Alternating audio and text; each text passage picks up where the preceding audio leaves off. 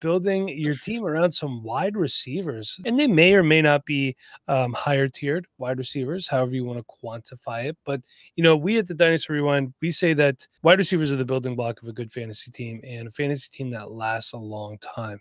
So I like to build around wide receivers. Nate, I know you do as well. So let's get into it. Now, look, your first one, I'm not saying you're wrong, but he's been kind of one of those players where we've had some questions over the first few years of his career, notably, when are we going to see it?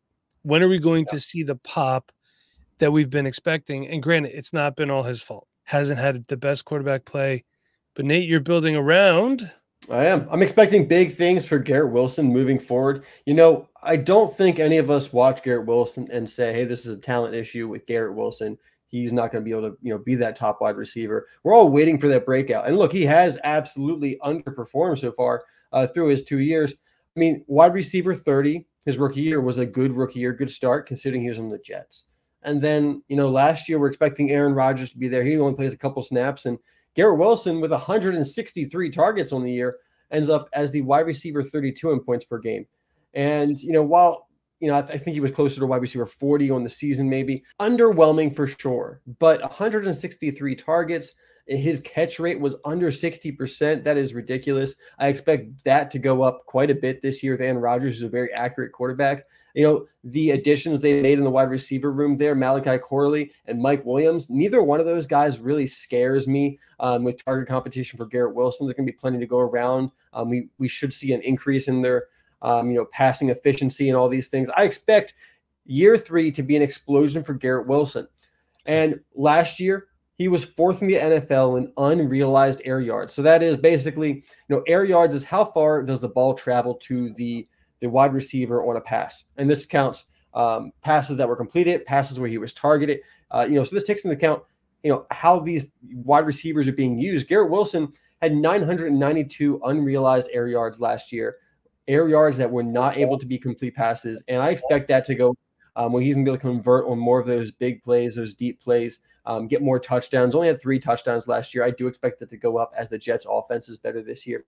According to Player Profiler, he had a 43.8% win rate on man coverage, which was good for 17th in the NFL. So, considering that the entire defense knew that it was either Garrett Wilson or Breece Hall who was going to be getting the ball, I think that's really impressive work to be done there. And then, of course, the Aaron Rodgers upgrade. I'm really excited about Garrett Wilson. I think he can have a top 12 season. I think if he does that, he will certainly solidify himself, as a top 12 dynasty wide receiver, maybe even top 8 if it's a good enough season, maybe even top 6 if he can challenge for some of those guys at the top. That's pretty heavy up there. But I do expect big things out of Garrett Wilson this year. He's a wide receiver that's ready to explode in year 3. And to go get Garrett Wilson, it is going to cost you. He's not a cheap guy. He's not a value necessarily, though I expect his future production to be a pretty good value, considering that right now, maybe I could throw Jordan Addison in a 25 mid-first for Garrett Wilson here. Maybe I could do Travis Etienne in like an early second, like the 202, or maybe like use a player in that spot, like a Bo Nix, a Keon Coleman, a Trey Benson. Putting one of those guys together with Etienne, I think, is a good move if you have the running back depth to go get a wide receiver like Garrett Wilson. Yeah, I like both of these trades. It's just, I feel like Garrett Wilson is one of those players that if somebody's coming to you trying to acquire Garrett Wilson, he's very hard for you to just let go of. And I'm not saying that these trades quantify as letting go of Garrett Wilson. That's not what I mean by any means. I think, if you want to go, and we'll say downgrade to Jordan Addison. Jordan Addison is not Garrett Wilson, although there's the potential that he could be. He finished better last year. He did, yeah. His quarterback also isn't going to be as good this year as what he had last year. Let's not forget he did play with Kirk Cousins for a while. But I do think Jordan Addison in a mid-25 first is fair. And I actually kind of like the ETN and the 202 a little bit better. You're getting a guy who has the potential to be a top 15 running back in the league. And the reality is Garrett Wilson, even though you say he's ready to explode in year 3, he's got a wide receiver 30 and 32 finish in points per game in his 2 seasons. And although those 2 seasons have been over 1,000 yards, he hasn't established himself yet. ETN already has. That's the one I'm probably a little bit more interested in if you need running backs, which, hey, like I say, you always need a running back, right? Always. So that's the one I'd be more interested in, although I am still interested in Jordan Addison. Nate, here's a guy that I want to build around. That's Amon-Ra St. Brown. Look, he's a locked-in wide receiver 1 on a weekly basis. And I'm not just saying wide receiver 1 on your team. This is a guy who week in, week out could finish as a fantasy wide receiver 1 for that any given week. Second in the NFL in receptions with 119, third in receiving yards, 1,515, and second in yards after catch with 668, Nate, and a 5.7 yak rec. We love yak rec here at the Dynasty Rewind. 51.7 contested catch percentage. Contested catch is important. And 25 red zone targets. So Jared Goff looks to him down there. You know, remember there was like Julio Jones was a guy who always had a lot of catches and he always had a lot of yards, but he never really had a lot of touchdowns. Amon-Ra St. Brown is not that. That's third in the NFL, by the way, for 25 red zone targets. 20.7 fantasy points per game out of the wide receiver position is just insane. He finished as wide receiver 3 in 2023, and he's very reliable. Nate, he's only missed 2 career games, so he's a guy that you know is going to be in there. My outlook for him, Nate, he's going to be a top 5 fantasy wide receiver until he's not, honestly. He's going to be your wide receiver 1 most likely. I mean, unless you have a team where you could get Amon-Ra St. Brown and CeeDee Lamb, ooh, good luck going against that on a weekly basis. Yeah. Look, fact of the matter is Amon-Ra St. Brown is expensive. You have to pay up. Right now, he's valued around players like Marvin Harrison Jr., Joe Burrow, Bijan Robinson, Jalen Hurts, and Jamar Chase. So these are all top-tier players at their respective positions. I have a fantasy calculator trade. Now, I don't have them for all the guys that I'm listing tonight, but I do like to see what people are doing. So I picked a good one that kind of makes you think a little bit. Nate, tell me what you think about this one. Sam Laporta and George Pickens for Amon-Ra St. Brown. Yeah, I think that's actually a pretty good trade. You know, Amon-Ra St. Brown is hard to get because he's really good.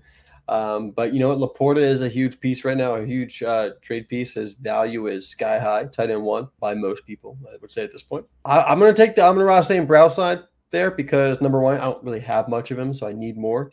And also, I usually have so many tight ends that I don't need to pay up for a guy like Sam Laporta. But I think this is a good trade. But Nate, what is another wide receiver you think you'd be interested if someone comes to you and you're looking at my roster? Hey, Nate, I want Amon-Ra St. Brown. What kind of wide receivers would you be interested in? Would you take Marvin Harrison Jr. if I got a guy, let's say I'm ready to contend this year, right? And I traded into the 1-2 in a super flex league, and I grabbed Marvin Harrison Jr. And I go, Nate, you got Amon-Ra St. Brown. I just drafted Marvin Harrison Jr., but I think the Sun God is going to give me more points and better production this year, and he's still going to be viable after this year, ladies and gentlemen. Would that be a 1-for-1 swap for you? I mean, obviously, these are teams that may be going in different directions here. Possibly. Really close. I think you probably can get that done. But, hey, Bob's rule is you never do the 1-for-1 swap. You always ask for something on top. I have to ask for something on top because I'm taking the rookie who has not actually stepped foot on the NFL field yet. And if Marvin Harrison Jr. hits, he's Amon-Ra St. Brown. Okay, so, you know, to give me something back just for a little bit of risk, I'm going to need something more than 3 fab.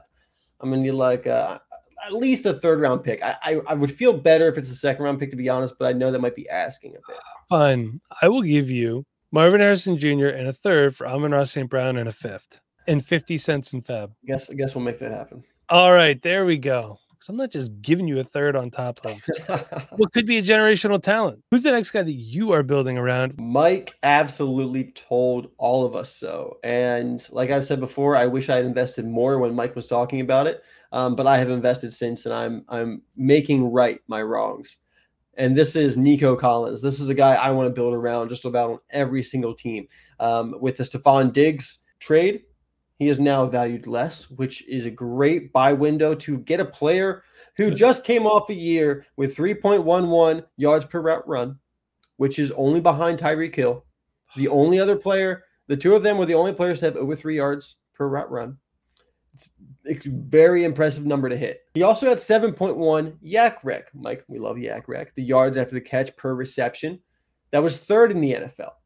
And he was the only one in the top 5 with an A.dot over 8, and his was 11.4. He also had a 47.1% contested catch rate. This guy does everything. He does it so well. He is linked to C.J. Stroud, who is everyone's favorite quarterback right now, and should be because he has a bright, bright future ahead of him. And I know Tank Dell is there, but as good as Tank Dell is, he can definitely coexist as the 1B. Nico Collins is the 1A at worst here, if not just the bona fide 1. his size, his speed, his athleticism, and now the fact that he has taken this year 3 step and become a really good route runner. He's able to create separation. He knows what he's doing, and we saw that this year, and it's just going to, continue. Nico Collins is one of the top wide receivers in the NFL moving forward. I think he's, definitely got to be a top 12 wide receiver in Dynasty, currently ranked wide receiver 13 on Keep Trade Cut. And he finishes the wide receiver 12 this year. He's got a quarterback that's only going to improve. His production might dip a little bit this year, but in 2025, I think we could see, as long as things continue to move forward, and Nico Collins did get extended, I think we could see, top 10 seasons out of Nico Collins moving forward after this season. He's got a great outlook moving forward. He was a wide receiver 7 in points per game. He did miss 2 games with a calf strain. So wide receiver 7 in points per game. This guy is really, really good. Currently, like I said, ranked outside the top 12 on Keep Trade Cut. He's accessible. And after what he does this year, he's going to be solidified as one of those top 12 wide receivers in Dynasty with seasonal upside to be a top 5 guy. Now, what do you have to move to go get a guy who can be that capable in your fantasy lineup? DeVonta Smith. And what do I have to add to that, Mike? Do I have to add a third? Can I get it done with a third going across the position? What do you think? DeVonta Smith, I believe, is like running back 7 right now on Keep Trade Cut. He's just sitting with right inside the top 50, I think, maybe right outside, somewhere around there. I mean, it feels kind of fair, and I think because of the fact that Tank Dell's there, and they did just bring in Stephon Diggs, and Dalton Schultz did get re-extended as well, which I know a lot of people are like, oh, he sucks. So, top 12 tight end last year, remember serves me correctly. And he's there. He takes targets away. I'm interested. If you come at me with Nico, if I have Nico and you come at me, listen, I want Nico. You need a running back because all you have is like David Montgomery and I don't know. Jerome Ford after that. Oof, rough. Then yeah, I'm gonna listen. I'm kind of liking that a little bit, to be honest with you. I'm also an Achane supporter. Okay, I am a fan of DeVonta Smith. He's just one of those guys, super efficient with his touches. So yeah, I'm interested in that one. To be honest with you, Nico Collins was working with before CJ Stroud came in. Davis Mills, Tyrod Taylor, Kyle Allen, Jeff Driscoll. These are all quarterbacks that started a game for the Houston Texans in 21 and 22. And in that time, they went a combined 7, 26, and 1. So good quarterback play, not something that was really a Houston Texans staple until CJ Stroud come in. I mean, we're talking since Deshaun Watson was there. So I'm interested in that trade, Nate, to be honest with you, because I like DeVonta Smith. If you have an abundance of wide receivers, like maybe you have some other guys on your team and you could feel that you can afford Nico Collins and upgrade your running back position, I don't hate it at all. I want to tell you another guy that I'm building around here. And look, for every buyer, there has to be a seller. And for whatever reason, a lot of people were selling Michael Pittman Jr. of the Indianapolis Colts. And I don't understand why. All the guy does is just go out there and produce. Why would you want to sell a productive player? Just like remember for a while there, people like, sell A.J. Brown. It's like, why? Why do you want to sell A.J. Brown? The guy's really good. Him and this quarterback get along good.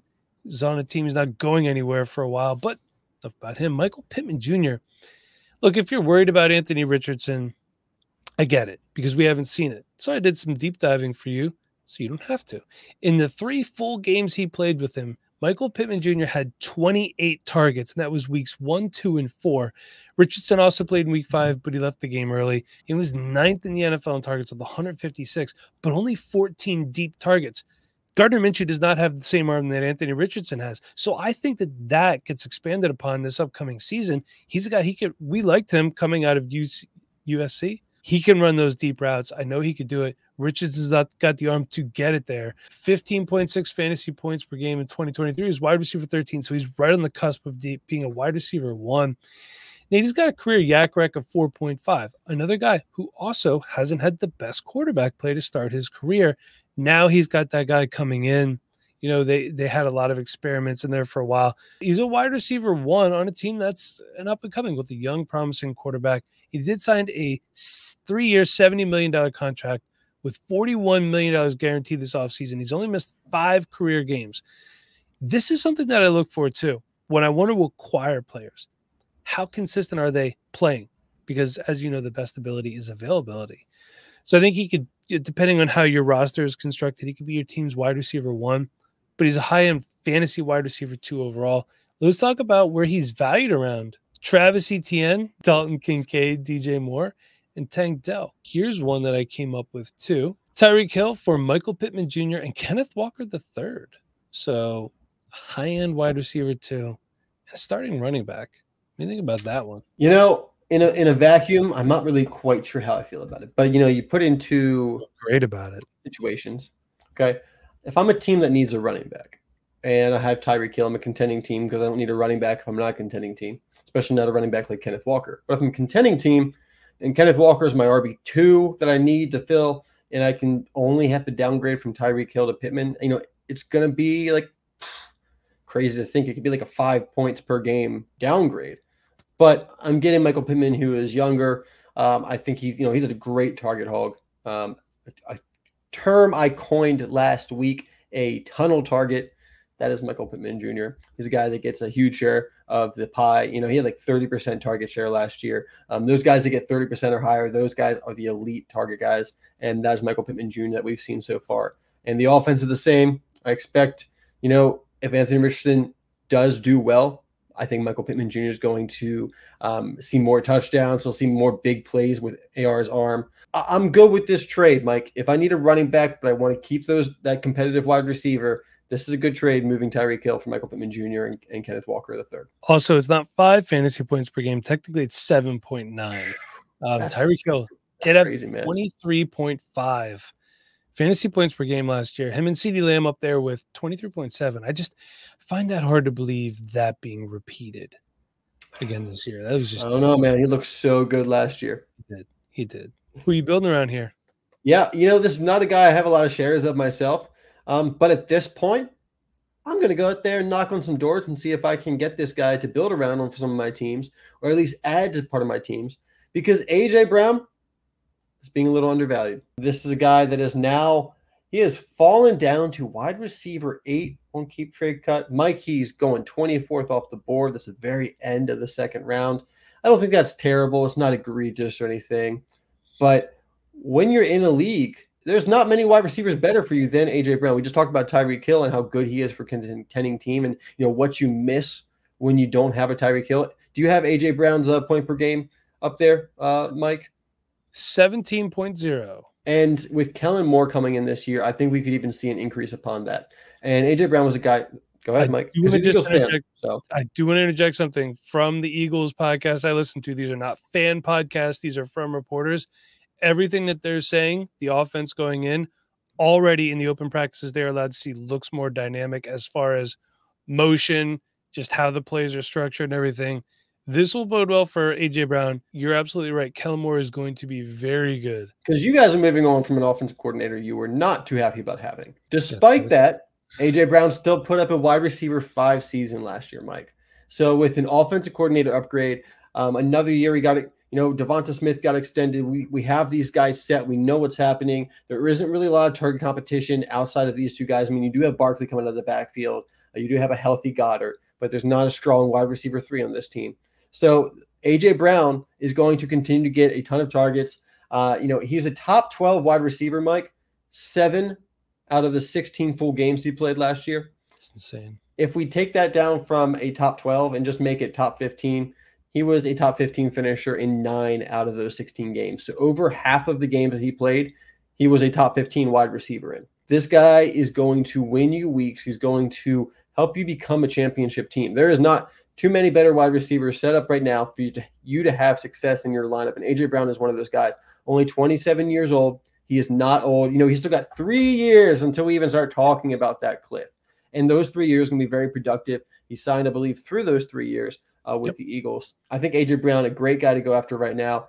And suggested cost, Brock Bowers and Devontae Adams. I came up with that one. I thought that one was a little spicy. Hey, you get to give them a wide receiver. You give them Brock Bowers. You get A.J. Brown back.